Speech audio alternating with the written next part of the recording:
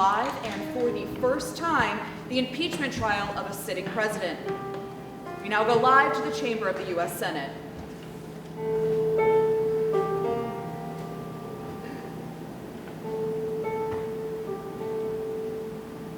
Welcome to Dick Nixon's lynching party. Well, that's okay. That's politics.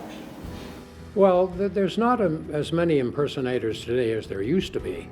Over 60 years ago, when I came down from Canada to the United States, my big impression was Richard Nixon.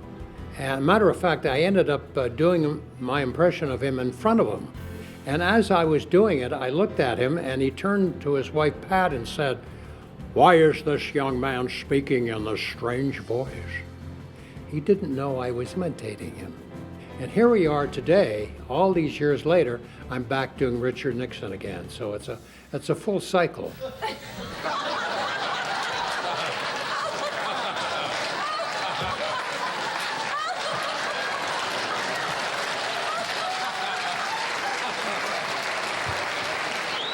This is Richard. How I love to be President Nixon.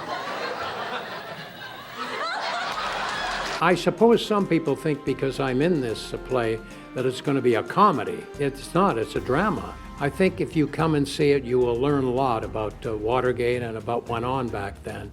And there's a lot of things in the play that people are not aware of. I was about to accept my fate.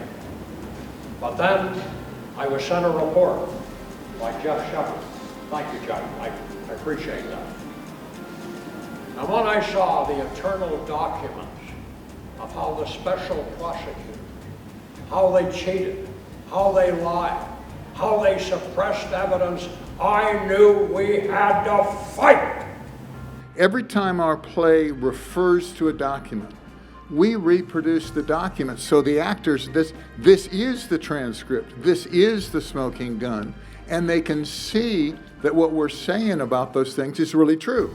I hope we trigger an interest in learning more. It's still the mother of all political scandals, but 80% of our nation didn't live through it. So they know the name, and that's about all they know. And we hope to correct that. We couldn't do the play without Rich because he makes the president come alive. And the way Rich delivers, and you see the president defending, and he summarizes his defense. I was just tickled when Rich said yes. I mean, it was just a thrill for me, personally. He was my first and only choice. I don't know what I would have done if he said no. Maybe we would have gotten, I don't know, Dana Carvey. Thank you, George. Thank you. You win a cookie. We had our first reading in Yorba Linda, California at the Nixon Library. They were kind enough to host it for us through the efforts of Geoff Shepard, who works with them. And here we are. I want them to really say, what if? They may come to the same decision that they've been holding on to for the past however many years, and that's fine. I want it to be thought-provoking. And that's the best that I could hope for. If a conversation is started, I'm happy. Why don't you summarize what I did wrong on the tape?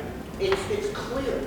You agreed to stop the FBI from looking into the Watergate break-in. No, not exactly. It's a challenge to do this play because, I haven't done Nixon for so long, and he was such a complex person. He was different than any other president I've imitated. Very bright, but he was not liked by the press, we know that. If you look at the whole history of Watergate, I don't think it was such a big deal, really, But they made it into a big deal, and they were determined to get rid of him. If you come and see the play, you can draw your own conclusion, whether he's guilty or innocent. We kind of leave it to the audience, and I think that was clever writing. I think that was a clever thing to do. It's very interesting, very well written, and with any luck, it should go places.